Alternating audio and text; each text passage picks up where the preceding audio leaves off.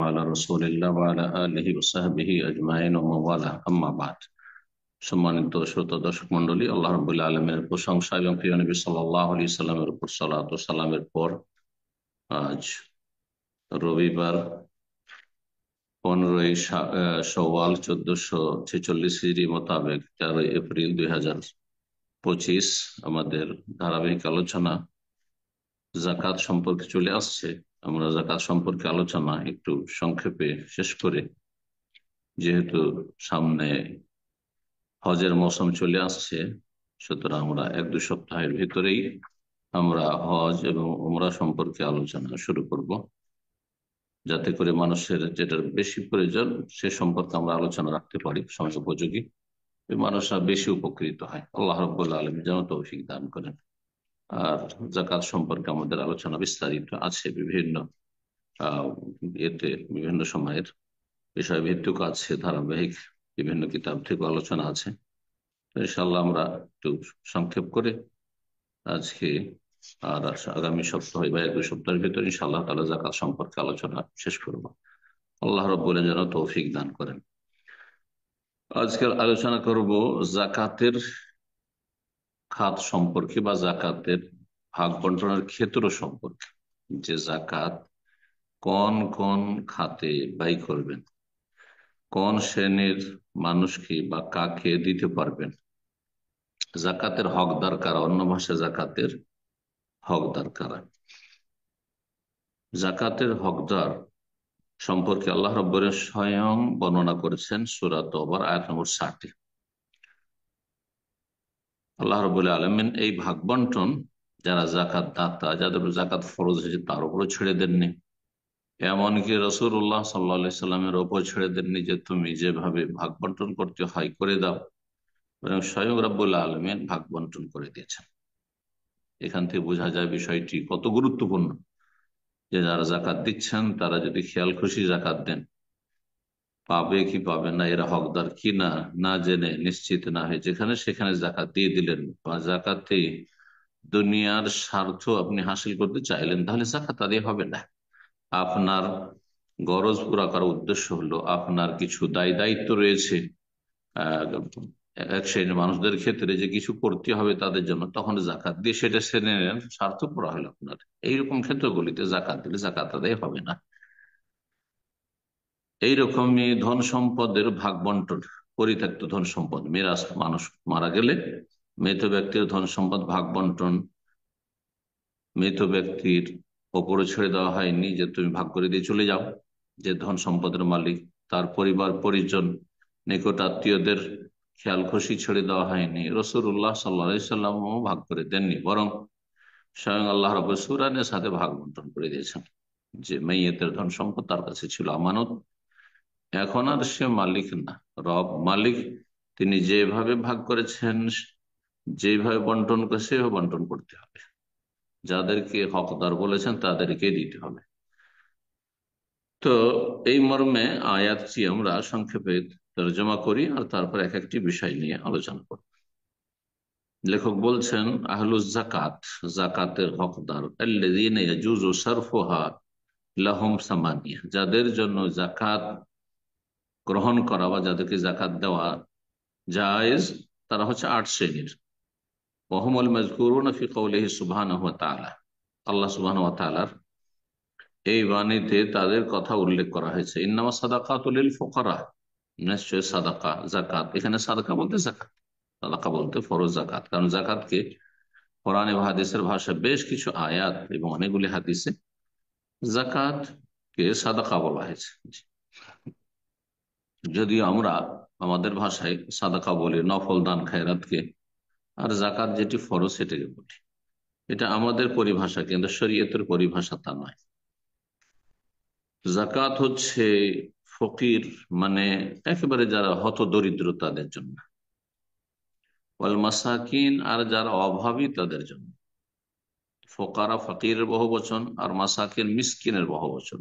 দুটোতে পার্থক্য কি? আমরা তো প্রতিশব্দ হিসেবে ব্যবহার করি ফকির মিসকিন, আবার আমরা ভুল বুঝি ফকির মিসকিনের অর্থ আমাদের সমাজে, যে ভিক্ষুককে আমরা ফকির মিসকিন বলছি, ফকির এসছে মিসকিন এসছে ভিক্ষা দিয়ে দাও, না, এগুলো ভুল ব্যাখ্যা। আসলে ভিক্ষুককে সাইল বলা হয়েছে কোরআন মাসে, আম্মা সাইলা ফালা তানহার। ভিক্ষুক যদি আসে যাচ্চাকারী, তাহলে তাকে ধমক দিয়ে কথা বললেন, কিছু দিয়ে অথবা ভালো কথা দিয়ে বিদায় করা। কিন্তু ফোকারা ফকির বহু বচন মানে যেই ব্যক্তি দরিদ্র, আর মিসকিন মানে যে ব্যক্তি অভাবী। তো দুটো, কেউ কেউ বলেছেন প্রতিশব্দ, কিন্তু প্রতিশব্দ হলে তো আল্লাহ এভাবে বর্ণনা করতেন না, আলাদা আলাদা করে। তো আলাদা করে বর্ণনা করেছে, তার মানে পার্থক্য রয়েছে। পার্থক্য দুটি মত রয়েছে। একদল বলছেন যে ফকিররা বেশি অভাবী মিসকিনের তুলনায়, আর একদল বলছেন না, মিসকিন বেশি অভাবী ফকিরের তুলনায়। কিন্তু অধিকাংশরা যে ব্যাখ্যাটি গ্রহণ করেছেন সেটা হচ্ছে ফকির বেশি মুখাপেক্ষী। অর্থাৎ উদাহরণস্বরূপ, একদিনে 3 বারের খাবারের যদি একবারেরও না থাকে, সকালে নাস্তার ব্যবস্থাই নেই, আগামীকালকে সকালে নাস্তার ব্যবস্থা নেই, অথবা শুধু সকালবেলা কোন রকম আছে আর বাকি 2 বার নেই, তার যে প্রয়োজন তার সিংহভাগই নেই তার কাছে, তাহলে সে হচ্ছে ফকির, হত দরিদ্র, আর অন্য কিছুই নেই তার কাছে। আর মিসকিন যেই ব্যক্তি আছে, যা যা প্রয়োজন, তার মৌলিক প্রয়োজন তার অধিকাংশটা আছে, কিন্তু কিছু অংশ নেই। অর্থাৎ 2 বারের খাবার আছে, রাত্রিবেলার খাবার নেই। অথবা খাওয়া দাওয়া তার ব্যবস্থা আছে, সংসার চলে যাচ্ছে খাওয়া দাওয়া, কিন্তু শীত বস্ত্র কেনার পয়সা নেই, দিন আনে দিন শেষ হয়ে যায়। হ্যাঁ, যা কিছু আয় ইনকাম করে মাসের শেষে শেষ, কিছুই থাকে না। সুতরাং শীত বস্ত্র কেনার পয়সা নেই, চিকিৎসার পয়সা নেই, এরা হচ্ছে মিসকিন। জি। ওয়াল আমিলিনা আলাইহা, এবং যারা জাকাত আদায়ের কাজে মুসলিম সরকারের পক্ষ থেকে নিয়োজিত থাকবে, খলিফাতুল মুসলিম, যারা ইসলামী আইনের বাস্তবায়ন করছেন তাদের ক্ষেত্রে সেটি। আর যেখানে ইসলামী আইনের বাস্তবায়ন নেই, আহ দণ্ডবিধান যেখানে প্রতিষ্ঠিত নেই, সেখানে জাকাত আদায় করাও তাদের অধিকার নয়। জি। তো যারা ইসলাম আইনের বাস্তবায়ন করছেন তাদের সেসব শাসকের অধিকার রয়েছে যে তারা যদি মনে করেন যে জাকাত আমরা জনগণ থেকে আদায় করবো, আর তারপরে যেখানে বেশি প্রয়োজন সেখানে আমানতের সাথে বিতরণ করব, তাহলে সে অধিকার মুসলিম খলিফা, মুসলিম শাসকের রয়েছে। বলে আমেলিন আলিহা, আর তার মুসলিম শাসকের পক্ষ থেকে যারা কর্মচারী বিভিন্ন দায়িত্বে নিযুক্ত রয়েছেন, শুধু জাকাত বন্টন করা না, যে মহল্লার জাকাত বন্টন করছে সর্দার সাহেব, হ্যাঁ মন্ডল সাহেব, সেই জন্য সে জাকাত খাচ্ছে না, হারাম, ঠিক। এরা নয়, এরা তাতে সামিল নয়। একমাত্র যারা ফুল টাইম দিয়ে, পুরো সময় দিয়ে এই কাজে নিয়োজিত রয়েছে। নবী সাল্লাল্লাহু আলাইহি ওয়াসাল্লাম আমলে মরুভূমিতে জাকাত আদায় করার জন্য পাঠাতেন নবী সাল্লাল্লাহু আলাইহি ওয়াসাল্লাম খোলাফায়ে রাশেদিন, জি, কর্মচারীদেরকে। কোথায়? সেই ওটের যেখানে পাল রয়েছে, ছাগলের পাল রয়েছে সেখানে, অথবা খেজুর বাগানে পাঠাতেন হিসাব নিকাশ করে আসার জন্য, যে কত টাকা বা কত মন কার খেজুর লাগতে পারে, হিসাব করে আসো বাগানে কত খেজুর হইতে পারে। এরা হচ্ছে আমিলিন আলী। এইরকমই কোনো প্রতিষ্ঠান মাদ্রাসা চালাচ্ছে, মসজিদ চালাচ্ছে, যে মাদ্রাসা চালাচ্ছে বা এরকম যে কোনো এতিমখানা চালাচ্ছে, আর সেখানে জাকাতের পয়সা বা বাইতুল মালের পয়সা আছে, আর সেখান থেকে সে খাচ্ছে, যদি ফুল টাইম দিয়ে সেই ব্যক্তি যদি তাতে মেহনত করেন, তো তার যোগ্যতা হিসেবে তিনি বেতন নিতে পারবেন, আর তাতে 50-50 ভাগ বসিয়ে দেবেন আদায়কারী, সেই জন্য না, হারাম এগুলো। এই রুজির রাস্তা খুব বিপজ্জনক রাস্তা। এক শ্রেণীর বাহ্যিক ধার্মিক, কিন্তু তার হারাম খাচ্ছে এই বাইতুল মালের রুজি, তারা খেয়ানত করে খাচ্ছে, এটা জায়েজ নয়। 4 নম্বর হচ্ছে ওয়াল মুআল্লাফাতি কুলুবুহুম, যাদের অন্তর আকৃষ্ট করা হয়ে থাকে। তারা কারা? এক হচ্ছে নিউ মুসলিম, নিউ মুসলিম, যে তারা নতুন নতুন ইসলাম গ্রহণ করেছে, তারা সবকিছু কোরবানি করে এসছে, ধন সম্পদ, বাবার ধন সম্পদে আর ভাগ পাবে না, বঞ্চিত হচ্ছে, আর সমাজ থেকে বঞ্চিত হয়েছে, বাড়ি ঘর থেকে উচ্ছেদ হয়েছে। এখন এদের সহযোগিতার প্রয়োজন রয়েছে, এদের অন্তরটা যাতে ইসলামের উপর প্রতিষ্ঠিত হয়, মজবুত হয়, সেই জন্য তার নিউ মুসলিমরা। আর নিউ মুসলিম সারা জীবন থাকে না, প্রথম প্রথম, আর তারপর ধীরে ধীরে সে রুজি রোজগারে যখন লেগে যাবে, তখন সে পুরাতন মুসলিম আমাদের মতো হয়ে যাবে। না যে সারা জীবন, আমাদের সমাজে কিন্তু একজন ইসলাম গ্রহণ করলে সারা জীবন তার আমরণ ওই নিউ মুসলিমের নাম থেকে যায় না, এটা ভুল। কিন্তু তো তো নতুন যারা মুসলিম, আর আর এক শ্রেণী হচ্ছে অমুসলিম, কিন্তু এত ইসলামের কাছাকাছি, ইসলামকে পছন্দ করে যে একটু সামান্য সহযোগিতা করলে তাদের যে সব আর্থিক সংকটগুলি রয়েছে, প্রয়োজন রয়েছে, সেগুলি পুরো করলে আর সহযোগিতা করলে ইসলাম গ্রহণ করবে, তাদেরকে জাকাত দেওয়া যাবে। তাহলে কাফের অমুসলিমকে জাকাত দেওয়া মোটেই জায়েজ নয়। কোন কাফেরকে তাদের অভাবের কারণে জাকাত দেওয়া জায়েজ নয়, এটি শরীয়তের মাসলা, এটা অনেকে জানে না। কিন্তু একমাত্র যদি ইসলামের কাছাকাছি হয়, আর আপনার আমার যদি এই আশা থাকে যে এরা একটু সহযোগিতা পেলে ইসলাম গ্রহণ করবে, তাহলে তাদেরকে আকৃষ্ট করার জন্য জাকাত দেওয়া যেতে পারে। তৃতীয় শ্রেণীর এমন জালেম কাফের শাসক হয়তো মুসলিমদের উপর চেপে এসছে, যেমন যেমন আজকাল অধিকাংশ মুসলিম দেশগুলিতে দেখা যাচ্ছে যে, আল্লাহ হেফাজত করুক মুসলিমদের, জালেম শাসক যদি দেখা যায় যে জুলম অত্যাচার তার বেড়ে যাচ্ছে, কিন্তু নুন খেলে সে গুণ গাইবে, একটু ঠান্ডা থাকবে, তাহলে জাকাত দিয়ে তার অনিষ্ট থেকে নিজেকে রক্ষা করা যাবে।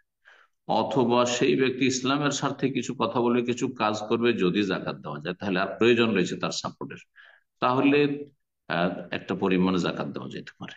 জি, এ হচ্ছে মুআল্লাফাতুল কুলুব। জি, অফির রিকাব, এবং কৃতদাস মুক্ত করার ক্ষেত্রে, আজকাল কৃতদাসের যুগ নেই, মানুষ আজকাল সবাই স্বাধীন। জি, মানুষ সবাই স্বাধীন, আর দাস প্রথা নেই বাস্তবে। সুতরাং এই খাতটি এখন অফ ধরে নিতে হবে। কিন্তু কিছু আলেমারা বলেছেন, যদি কোনো মজলুম, নির্যাতিত, নির্দোষী মানুষ, নিষ্পাপ ভালো মানুষ জেলে বন্দী থাকে, তাহলে তাকে মুক্ত করার জন্য দেওয়া যেতে পারে। অসৎদেরকে না, চোর ডাকাত অসৎ লোকদেরকে নাই, কিন্তু ভালো মানুষ, ধার্মিক মানুষ, নিরীহ মানুষ, তার উপর মিথ্যাচার করে, তাকে মিথ্যা অভিযুক্ত করে, আহ, অথবা জালেমের জুলমের শিকার হয়ে সে কাফেরদের কাছে বা জালেমদের কাছে বন্দী হয়েছে, তাহলে তাকে মুক্ত করা যেতে পারে জেল থেকে। পাঁচটি হয়ে গেছে। 6 নম্বর হচ্ছে ওয়াল গারিমিন, যারা ঋণী। জি, ঋণগ্রস্ত, এমন ঋণের বোঝা হয়ে গেছে। আর ঋণের বোঝা হচ্ছে কোনো বৈধ কাজ করতে গিয়ে, কোনো ব্যবসা বাণিজ্য করছিল, অথবা তার তার আগে বেশি হকদার হচ্ছে তার সংসার চালাতে গিয়ে, তার চিকিৎসা করাতে গিয়ে, তার পরিবারের চিকিৎসা করাতে গিয়ে ঋণগ্রস্ত হয়েছে, এইরকম লোকেরা। কিন্তু যারা সুদি কারবার করতে গিয়ে লোন নিয়েছিল, হ্যাঁ, লক্ষ লক্ষ টাকার ব্যাংক থেকে লোন নিয়েছে, আর তারপরে ব্যবসায় সে ব্যর্থ হয়েছে, আর তারপরে ঋণের বোঝা তার কাঁধে চেপে গেছে, আর তাকে জাকাত দেবেন মোটেই জায়েজ নয়। যারা হারাম কারবার করে, হারাম ব্যবসা বাণিজ্য করে, আর তারা ঋণগ্রস্ত হয়েছে, এই রকম পাপী লোকদেরকে, যারা হারাম খায়, তাদের ঋণ পরিশোধ করা জাকাত থেকে জায়েজ নয়, হারাম। এমনটা করলে আপনার নিকট আত্মীয় বলে হবে, সে ব্যাংক থেকে লোন নিয়েছিল, আর সে এখন দিতে পারছে না, আর তার বাড়ি ঘর নিলাম হয়ে যাচ্ছে, সেই জন্য তাকে উদ্ধার করে জাকাত দেবেন না, মোটেই জায়েজ নয়। 7 নম্বর হচ্ছে অফি সাবিলিল্লাহ, যারা আল্লাহ রাস্তায় রয়েছে। আল্লাহর রাস্তায় মানে আপনি মাদ্রাসা মসজিদ ঢুকাবেন না, মসজিদ ঢুকাবেন না, মুসলিমদের রাস্তাঘাট ঢুকাবেন না, মোটে নয়, জায়েজ নয়। জি।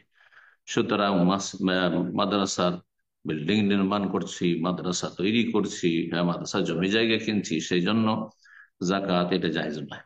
জি, মাসালেহুল মুসলিমিন, এমনি মুসলিমদের বিভিন্ন যে প্রয়োজন, সেগুলিতে জাকাত দেওয়া জায়েজ নয়। ফিসাবিল্লাহ শুধু নয়, ফিসাবিল্লাহ প্রথম হচ্ছে আল্লাহ রাস্তার জিহাদ, জিহাদ ফিসাবিল্লাহ। জি।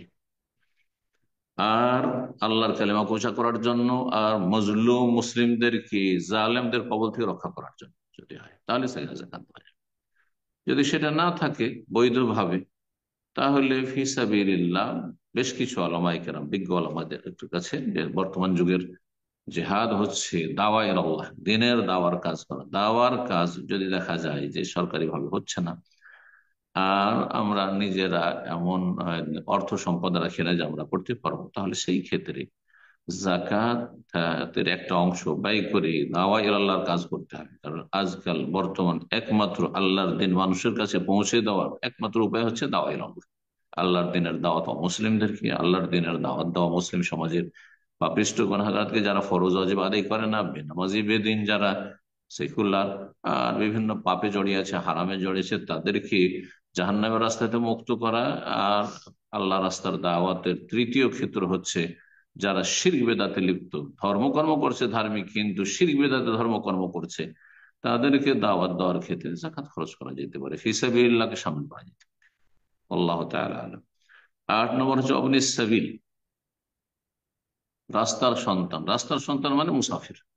মুসাফির যারা পথিক, সফরে এসেছে, আর তারপরে সফরে এসে তার টাকা পয়সা শেষ হয়ে গেছে, দেশ থেকে টাকা পয়সা নিয়ে আসতে পারছে না যদি হয়, তাহলে এমনটা, বা দেশে টাকা পয়সা তার নেই, দেশে ফিরে যাওয়ার কোনো ব্যবস্থা নেই, দেশেও টাকা পয়সা নেই। হ্যাঁ, আজকালকার অধিকাংশ মানুষরা, অধিকাংশ মুসাফিররা কিন্তু জাকাতের হকদার নাই। কেন? কারণ যে কোনো সময় দেশ থেকে, বাড়িতে সম্পদ আছে, টাকা পয়সা আছে, বাবা আছে, ভাইয়েরা আছে, তারা টাকা পয়সা পাঠিয়ে দিতে পারে যে কোনো মুহূর্তে। 1 মিনিটের মধ্যে টাকা পয়সা আপনার কাছে পৌঁছে যাবে, সুতরাং জাকাত খাওয়া যায় না। এমন মুসাফির, যে মুসাফির বিচ্ছিন্ন বাড়ি ঘর থেকে, হ্যাঁ, অথবা বাড়িতে দেশে কোনো তার সম্পদ নেই, বিদেশে এসেছে, দেশে যেতে পারছে না, তাহলে তাকে দেশে পৌঁছে দেওয়ার জন্য, আর দেশে পৌঁছতে যে কয়দিন লাগবে তার খাবার দাবার ইত্যাদি, সে যেহেতু অসহায়, তাকে জাকাত দেওয়া যাবে। জি, আশা করি বোঝা গেছে। ফরিদাতাম মিনাল্লাহ, আল্লাহর পক্ষ থেকে এটি হচ্ছে সুনির্ধারিত। আল্লাহ এটা অবধারিত করেছেন যে এইভাবেই বন্টন করতে হবে, এর বাইরে কাউকে দেওয়া যাবে। সুতরাং জাকাতের টাকা দিয়ে কবরস্থানের জমি জায়গা কিনবেন, কবরস্থান ঘেরবেন, জাকাতের টাকা দিয়ে মসজিদ নির্মাণ করবেন, জাকাতের টাকা দিয়ে মসজিদের উজুখানা তৈরি করবেন, মোটেই যায় না, মোটেই যায় না। যদি দেখা যায় যে কোনো অভাবী সমাজ রয়েছে, অভাবী সমাজ, আর সেখানে দিনী শিক্ষার ব্যবস্থা নেই, আর দিনী শিক্ষা তার নিজের খরচ, সরকারও চালাচ্ছে না, দিনী প্রতিষ্ঠান নেই সরকারি, আর দিন শেখার জন্য কোনো ব্যবস্থা নেই। যেমন আজকাল অধিকাংশ দেশগুলিতে, মুসলিম দেশগুলিতে এই অবস্থা, যে দিন শিখার ক্ষেত্রে দিনই প্রতিষ্ঠানের দেখাশোনা কোনো সরকার তেমন করে না। এইরকম ক্ষেত্রে ইল্লা মাশাআল্লাহ সৌদি আরব, আলহামদুলিল্লাহ। তো এইরকম ক্ষেত্রে যদি দেখা যায় যে আমরা নিজেরা করতে সক্ষম নয়, তখন জাকাত দেওয়া যাবে। জি, জাকাত দেওয়া যাবে আপনার শিক্ষকের বেতন হিসাবে, আর তারপরে আপনার মাদ্রাসা যেসব খরচগুলি রয়েছে সেসব খরচ চালানোর ক্ষেত্রে যতটা জরুরি ততটাই দেওয়া যাবে, তার বেশি নয়। কিন্তু আপনি বিল্ডিং এর পর বিল্ডিং তৈরি করবেন, আর মাদ্রাসার প্রতিযোগিতা, প্রতি এলাকায় শুধু মাদ্রাসা আর মাদ্রাসা জাকাতের টাকা দিয়ে মাদ্রাসার বিল্ডিং, ঘর বাড়ি নির্মাণ করা, এসব জায়গায় তারপরে একসময় জাকাতের টাকা দিয়ে মাদ্রাসা তৈরি হচ্ছে, তারপর ব্যক্তি মালিকানার অধিকাংশ মাদ্রাসাগুলি, সেই মাদ্রাসার আয় উপার্জন এক এক ছেলের কাছে 4,000, 5,000, 6,000 টাকা মান্থলি ফিস নেওয়া হচ্ছে, আবার প্রতি বছর রিঅ্যাডমিশনের ফিস নেওয়া হচ্ছে, আর তারপরে একটা ইনকাম সোর্স হয়ে যাচ্ছে হারাম। জাকাতের টাকা দিয়ে হয়েছে, জনগণের টাকা পয়সা দিয়ে আপনি মাদ্রাসায় করলেন, আর তারপরে দেশের অথবা বিদেশের আরো দেশ থেকে পয়সা নিয়ে, আর তারপরে এটা আপনার ব্যক্তি মালিকানায় চলে গেল, আর আপনার আগামী প্রজন্ম ছেলে মেয়েদের জন্য ইনকাম সোর্স হয়ে গেল। অধিকাংশ মাদ্রাসাগুলির অবস্থা কিন্তু এরকম হতে যাচ্ছে। আল্লাহ রাব্বুল এই হারাম রিজিক থেকে আলেম সমাজকে, মাদ্রাসার কর্তৃপক্ষ থেকে বেঁচে থাকার তৌফিক দান করেন। তো এই ছিল আমি যা ব্যাখ্যা করলাম, আর লেখক এই ব্যাখ্যাগুলি যা করেছেন সংক্ষেপে একটু বলি। তিনি বলছেন আল ফোকার আহম, ফকির ওদেরকে বলা হয় যারা এত অভাবী যে তাদের বাড়িতে কিছু নেই, বাদ আল কেফায়, অথবা সামান্য কিছু আছে, যেমনটা বলি মাসাকিন অহমুল্লাযিনা ইয়াজিদুন আকসার আল কিফায়া, যা তার প্রয়োজন সর্বনিম্ন, মৌলিক আহ, চাহিদা বা জরুরি যে আপনার আর্থিক তার সংকটগুলি পুরা করতে হবে, সেগুলি যে জরুরি তার অধিকাংশটা আছে, অথবা নিসফাহা, অথবা অর্ধেক আছে। অর্ধেক যদি থাকে প্রয়োজনে, অথবা তার বেশি থাকে, তাহলে সে মিসকিন। বলে আমেলুন আলাইহা, যেমনটা বললাম, যে যারা সরকারের পক্ষ থেকে কর্মচারী, জাকাত কালেকশনের ক্ষেত্রে, জাকাত বিতরণের ক্ষেত্রে দায়িত্বে নিয়োজিত রয়েছে। মুআল্লাফাত কুলুম, যাদের কথা বললাম, সেই কথাগুলি লেখক বলেছেন। আর রেকাব ক্ষেত্রে সেই কথাইগুলি বলেছেন। সুতরাং আর বিস্তারিত বারবার করে সে কথাগুলি আর ফেরাবার কোনো প্রয়োজন মনে করছি না। আর তিনি ওই বন্দীদের কথাটি উল্লেখ করেননি, যদিও কিছু ওলামাদের মধ্যে সেটি মাসলা ইখতিলাফ থাকতে পারে। গারেমন সম্পর্কে একটু অতিরিক্ত তিনি বর্ণনা করেছেন। গারেম, আমি শুধু বললাম ঋণগ্রস্ত ব্যক্তি। আর আরেকটি হচ্ছে, যদি দুটো সম্প্রদায় কোন রকমের আহ, মারামারি, ঝগড়া বিবাদ লেগেছে টাকা পয়সার, আর তাতে সেই ঝগড়া বিবাদের মীমাংসার জন্য কেউ দায়িত্ব নিয়েছেন, জামানত নিয়েছেন, যে আমি জামানত নিলাম, তোমরা মীমাংসা করে না, মীমাংসা করে দিল, আর তারপরে সেই টাকাটা আহ, সেখান থেকে পেল না যে জামানত নিয়েছে, তাহলে তাকে তো দিতে হবে। তাহলে নিজের জমি জায়গা বিক্রি করে দেবে না, তখন জাকাতের টাকা থেকে, যেহেতু সে মীমাংসা করেছে বৃহৎ উদ্দেশ্যে মুসলিম সমাজ, যাতে করে সম্পর্কে অবনতি না ঘটে, আর কলহ বিবাদ না হয়, আর মানুষ ভাই ভাই হয়ে বসবাস করে আহ, আহ, ভালোবাসা সম্প্রীতির সাথে, সেটা যেন সর্বাত্মক চেষ্টা করেছে। সুতরাং সেই ব্যক্তি নিজের সম্পদ দিয়ে এই জামানত বহন করবে না, বরং জাকাত থেকে নিতে পারবে। বলছেন গারিমুল ইসলাহি জাতিল বাইন, মানুষের সমাজে যে সব ঝগড়া বিবাদ হয়ে থাকে সেগুলির ইসলাম মীমাংসার জন্য যদি ঋণগ্রস্ত হয়ে থাকে, ফাইউতা বিকাদের মাগারিম, যতটা সেখানে সে ক্ষতিগ্রস্ত হয়েছে অথবা জামানত নিয়েছে সেটা পরিমাণ তাকে দেওয়া যাবে, তার বেশি নয়। আর গারিমুল লিনাফসি বিআন তাহাম্মালা দুইউনান ওয়া লাম ইয়াকুন ইনদাহু ওয়াফা, আর ঋণগ্রস্ত হয়েছে, আর ঋণ পরিশোধ করার মতো কিছু না, এটাও মনে রাখেন। হয়তো জমি জায়গা আছে যথেষ্ট, না জমি বিক্রি করে ঋণ পরিশোধ করবেন না, বলছে যে জাকাত দিয়ে দিও, কেন না, মোটেই চাইছে। শুধু ভিটে মাটিটা রেখে বাকি ধরেন তার দামি দামি জায়গা আছে শহরে বাজারে, খুব মূল্যবান, না এগুলো বিক্রি করবে, এগুলো ভবিষ্যৎ আছে, এগুলো তার ছেলে মেয়েদের জন্য, না মোটেই না। আগে সে ঋণ পরিশোধ করবে, তারপরে তার ছেলে মেয়ে আছে, সে আয় উপার্জন করবে, আল্লাহ রাবুল্লাহ আলমিন তাদের রিজিকে বরকত দেবেন। কিন্তু জমি জায়গা আপন জায়গায় বহাল থাকলো, সব ঠিক থাকলো, এগুলো ভবিষ্যৎ প্রজন্মের জন্য, আর ঋণগ্রস্ত হতেই জাকাত, আর জাকাত এটা হারাম, জায়েজ নাই। জি, এই বিষয়টিও আমাদেরকে মনে রাখতে হবে। ফিসাবিল্লাহর ক্ষেত্রে যেমনটা বললাম, তিনি বলছেন যে ওয়াহুমুল গুযাত ওয়াল মুজাহিদুন ফিসাবিলিল্লাহ লিইলাই কালিমাত, আল্লাহর কালিমা পৌঁছা করার জন্য কেউ যদি লড়াই করে, তাহলে সেই ক্ষেত্রে এটা হচ্ছে আসল ফিসাবি, আল্লাহর রাস্তা। আর তারপরে বলছেন ওয়ান্নাহুবিহিম, আর ওদের মতো যারা আছে কাদ্দুআতি ইলাল্লাহ, যারা পূর্ণ সময় দিয়ে আল্লাহর দিনের দাওয়াতের কাজ করছে, আল্লাহর দিন মানব জাতি পর্যন্ত পৌঁছাচ্ছে, আর তাদের এরকম আর্থিক সচ্ছলতা নেই যে নিজের খেয়ে দিয়ে নিজের সম্পদ দিয়ে সংসার চালিয়ে তারপরে দাওয়ার কাজ করে, এমনটা হচ্ছে না, দাওয়ার রাস্তা বন্ধ হয়ে যাবে। তাহলে কেউ শেখাবার ব্যবস্থা থাকবে না, কেউ কাউকে শেখাবার কোনো ব্যবস্থা থাকবে না, এমন যদি হয় মুসলিম সমাজে, আর সেটাই আজকাল জি বাস্তবতা। সুতরাং দাওয়াইর আল্লাহর কাজে দায়ীদের ক্ষেত্রে, এবং যারা দিনের খেদমত করছেন, আর তাদের যদি এই ফান্ড থেকে না দেওয়া হয়, তাহলে দাওয়ার কাজ বন্ধ করে দিয়ে তিনি দুনিয়ার চাকরি বাকরি করবেন, দুনিয়ার অন্য কাজ করবেন, তাহলে জাকাত সেখানে দেওয়া যাবে। লেখক তাই বলছেন। জি, বলছেন যে লা ইয়াজুজু সারফু যাকাত লিগাইরি হাউলাইল আসনাফিস সামানি, এই 8 শ্রেণীর মানুষ ছাড়া অন্য কারোর জন্য জাকাত গ্রহণ করা বা অন্য কাউকে জাকাত দেওয়া জায়েজ নয়। জি, জাকাত আচ্ছা 8 শ্রেণীর মানুষ, তার মধ্যে কাকে দেবেন? সবগুলি কি দিতে হবে খুঁজে খুঁজে? না, কোনো প্রয়োজন নেই। আপনি একটি খাতে দিয়ে দিতে পারেন, দুটি খাতে দিয়ে দিতে পারেন। হতে পারে যে কিছু কিছু খাত আছে লোক ওই ওই ওই শ্রেণীর লোকই নেই, কোনো অসুবিধা নেই। আচ্ছা, কোনটাকে আপনি প্রাধান্য দেবেন? হচ্ছে ওয়াইয়াবদাউ বিমান হাজাতু আসাদ, যার প্রয়োজন বেশি তাকে দেবেন। দেখতে হবে যে মুসলিম সমাজে খাদ্যের অভাব রয়েছে, ফকির মিসকিনের সংখ্যা বেশি, আর সেটা বাস্তব, তাহলে তাদেরকে বেশি দিতে হবে। তা না করে মাদ্রাসায় সবচেয়ে বেশি, সমস্ত জাকাতের টাকা চলে যাচ্ছে দেশ বিদেশে, জাকাতের টাকা ওই মাদ্রাসায়, শিক্ষা প্রতিষ্ঠান। আর গরিব মিসকিন 50, 100 টাকা, 10 টাকা, 20 টাকার বেশি পায় না। এটা ইসলামিক তরিকা নয়। যাদের প্রয়োজন সবচেয়ে বেশি, আর মানুষ খেয়ে দিয়ে বাঁচবে, এই প্রয়োজনটা সবচেয়ে বেশি, খেয়ে দিয়ে যদি না বাঁচে, অনাহারে মরে যায়, তাহলে দাওয়ার কাজই বা কোথা থেকে হবে?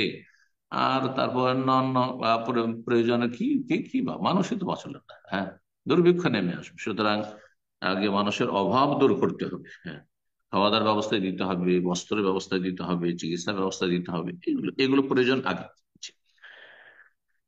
উম, তারপর লেখক বলছেন ওয়াইজুজ সারফু যাকাত ইলা সিনফিন ওয়াহিদ মিন আহলি যাকাত, আপনার জাকাত হতে বেরিয়েছে কিছু টাকা, সেটা আপনি এই 8 শ্রেণীর এক শ্রেণীর মানুষকে পুরোটা দিয়ে দিলেন, তাও জায়েজ রয়েছে, যদি দেখেন যে সেখানে বেশি প্রয়োজন, তাহলে জায়েজ রয়েছে। ওয়াইজুজ দাফা ইলা শাখসিন ওয়াহিদ মিন আহলি যাকাত ফি হুদুদ হাজাতিহি, যতটা প্রয়োজন সেটাকে কেন্দ্র করে একজন মানুষকে জাকাত দেওয়া যেতে পারে, এক শ্রেণীর মানুষকে দেওয়া যেতে পারে, হ্যাঁ, যদিও আরো অনেকে হয়তো আছে, কিন্তু আপনি একজন, শুধু একজন গরিবকে দিলে যথেষ্ট। এই নয় যে 10 জন গরিব আছে 10 জনকেই দিতে হবে, জরুরি নয়। জি। যেখানে বেশি প্রয়োজন সেখানে দিতে হবে। ওয়াইন কানাত কাসির ফায়ুস্তাহাব্বু তাফরীকুহা, যদি আপনার জাকাতের টাকা পয়সা যথেষ্ট আছে, তাহলে সেটা সমস্ত ক্ষেত্রে দেওয়ার চেষ্টা করবেন। যদি সেখানে পান যে এই সমস্ত শ্রেণীর লোকেরা আমাদের সমাজে আছে জাকাতের হকদার, তাহলে সবাইকে দেওয়াটা মুস্তাহাব আছে। জাকাত যখন ফরজ হয়ে যাবে তখন বলছে ইউসরাফু ফওরান লিআহলি জাকাত, সাথে সাথে দিয়ে দিতে হবে। এই নয় যে জাকাত থাকলো জমা, 6 মাস বছর জমা আছে, দেব দিচ্ছি, না না। জাকাত যতক্ষণ পর্যন্ত জাকাতের হকদারকে দিলেন না, ততক্ষণ জাকাত আদায় হলো না। জাকাতের হকদার পর্যন্ত পৌঁছে দিতে হবে। হ্যাঁ, যদি দেখা যায় যে আপনার হয়তো সেই হকদার লোক, তার সাথে যোগাযোগ হয়েছে কিন্তু তাকে পাঠানো সম্ভব হচ্ছে না এখন, অথবা সে এখন নিতে পারছে না, বলছে আপনার কাছে রাখেন, পরে আমি এসে নিয়ে নেব ইত্যাদি, তাহলে সেটা ভিন্ন বিষয় বলেছেন ওলামা। ওয়ালা ইয়াজুজু তাখিরুহু মিন আজালি তানমিয়াতিহি, যাকাত, আপনার জাকাতের পরিমাণ এতটা আপনার বেরোবে, তারপরে জাকাত হকদারকে না দিয়ে সেটাকে আপনি কি করলেন, ব্যবসা বাণিজ্য খাটাইতে শুরু করলেন, যে একটু বৃদ্ধি করি, আমার কাছে 1 লক্ষ টাকা জাকাত আছে, এটাকে দেখি 2 4 6 মাস ব্যবসায় লাগিয়ে দিয়ে 2 লক্ষ 3 লক্ষ হয়ে যাবে, তারপর তো মোটামুটি জায়েজ না। ব্যবসা বাণিজ্য করাও জায়েজ নাই। জি। কোন একজন ব্যক্তির স্বার্থে, অথবা কোন একটি সোসাইটির স্বার্থে, অথবা কোন একটি প্রতিষ্ঠানের স্বার্থে এগুলো করবেন, ব্যবসা বাণিজ্য টাকা বাড়াবার চেষ্টা করবেন আপনি, ইনভেস্ট করে জাকাতের, এটা চলবে না। জাকাতের হকদারকে দিয়ে দিন, সে কি করবে সেটা তার বিষয়। কিন্তু জাকাত ছাড়া যদি অন্য দান সাদাকা হয়, আর সেটা কোনো বিষয়, মসজিদের ধরেন ফান্ড রয়েছে, মাদ্রাসার ফান্ড রয়েছে, তো বলছেন লেখক ওয়াইন কানাল মাল মিন গাইরি যাকাত, যাকাত ছাড়া অন্য কোন ধন সম্পদ যদি বাইতুল মালের হয়, ফালা মানে মিনা তিজারাতি ফিহি, তাহলে সেটা ইনভেস্টমেন্ট করতে পারেন, ব্যবসা বাণিজ্য তাতে করতে পারেন। ওয়াসারফু ফি আবাবিল বিররি, এবং অনেকের কাজে লাগাতে পারেন। ধরেন এতিমদের জন্য একটা ফান্ড রয়েছে, এতিমখানা, আর তাতে দান সাদকা শুধু রয়েছে, ইসলামিক সেন্টার রয়েছে, হ্যাঁ, মসজিদ রয়েছে, মসজিদের ফান্ড রয়েছে, কয়েক লক্ষ টাকা পড়ে আছে, এমনি পড়ে না থেকে সেটা ব্যবসা বাণিজ্য করেন আর বাড়ান, কোনো অসুবিধা নেই ইনশাআল্লাহ। জি, তো এইভাবে আদায় করতে হবে। এছাড়াও অনেক মাসাইল আমাদের রয়েছে। জাকাত যারা দেবেন, জাকাত যখন দেবেন কোন ব্যক্তি, জাকাত দাতা এবং জাকাত গ্রহণ করছেন একজন, অথবা সরকারের কাছে, শাসকের কাছে, অথবা কোন একটি প্রতিষ্ঠান জাকাত গ্রহণ করছেন, ধরেন জাকাত নিচ্ছেন প্রতিষ্ঠান, কিসের জন্য, জাকাতটা বন্টন করার জন্য, আমানত। তাহলে যখন জাকাত দাতা জাকাত দিতে আসবেন, তখন তাকে দোয়া দেওয়া সুন্নাত নবী সাল্লাল্লাহু আলাইহি ওয়াসাল্লামের, এবং কোরআনে কারিমের এটি নির্দেশ, যদিও কাজটি ফরজ না, কিন্তু কোরআনের নির্দেশ। সূরা তওবার একটি আয়াত রয়েছে, আল্লাহ বলছে, খুয মিন আমওয়ালিহিম সাদাকা, হে নবী, তাদের থেকে তুমি জাকাত গ্রহণ করো। তুমি শাসক হিসাবে, ইমামুল মুসলিমিন রাসূলুল্লাহ হিসাবে সাল্লাল্লাহু আলাইহি ওয়াসাল্লাম, জাকাত গ্রহণ করো মুসলিমদের, তো তাহিরুহুম ওয়া তুযাক্কিহিম বিহা, তার মাধ্যমে তাদেরকে পাক পবিত্র করবে, তাদের আত্মার পরিশুদ্ধি করবে, তাদের রিজিককে হালাল করার ব্যবস্থা করবে। ওয়াসাল্লি আলাইহিম, এবং তাদেরকে দোয়া দেবে। এই সাল্লি আলাইহিম, সালাত মানে দোয়া, এখানে সালাত শব্দটি আল্লাহ উল্লেখ করেছেন। এই জন্য নবী সাল্লাল্লাহু আলাইহি ওয়াসাল্লামের কাছে কেউ যদি আসতো জাকাত নিয়ে, তিনি বলতেন আল্লাহুম্মা সাল্লি আলা আলে ফুলান, হ্যাঁ, আলে আবু আবু আবু আবি আউফা, আবি আউফা এসছিলেন, বা ইবনে আবি আউফা জাকাত নিয়ে, তখন নবী সাল্লাল্লাহু আলাইহি ওয়াসাল্লাম বলছেন আল্লাহুম্মা সাল্লি আলা আলে আবি আউফা। জি। তো আল্লাহুম্মা সাল্লি আলা আলে ফুলান বলবেন, বা আল্লাহুম্মা বারিক ফি, জি, আল্লাহ তার ধন সম্পদে বরকত দান করুন, এইভাবে জাকাত। আর একটি মশলা দিয়ে শেষ করছি, গুরুত্বপূর্ণ মশলা, এটা অনেকেই জিজ্ঞেস করতে থাকেন যে কাউকে জাকাত দেওয়ার জন্য কি জরুরি যে তাকে বলে দিতে হবে যেটা জাকাতের পয়সা? এই ক্ষেত্রে ভালো করে শুনে রাখুন, না, জরুরি নয়। যদি আপনার জানা থাকে যে উনি অভাবী মানুষ এবং এমন অবস্থা তার, বা যে তিনি জাকাত খেতে পারবেন, জাকাতের হকদার, তিনি ঋণগ্রস্ত, আপনি জানছেন তাকে, এবং ঋণ পরিশোধের তার কাছে কোন রকমের বিকল্প কোন ব্যবস্থা নেই, জমি জায়গা নেই যে বিক্রি করে ঋণ পরিশোধ করবে, তার কিছুই নেই, শুধু ভিটেমাটির একটা বাড়ি ঘরটায় আছে শুধু হয়তো, তাহলে আপনি জাকাত দিবেন, বলবেন না যে জরুরি নয় যে জাকাত এত টাকা দিচ্ছি আপনাকে। এইরকমই কোন গরিব মিসকিন অভাবী, তার খাবার দাবার জুটছে না, তার চিকিৎসা জুটছে না, বলা জরুরি নয় যে আপনাকে এটা জাকাতের টাকা দিন, কোনো জরুরি নাই। জি।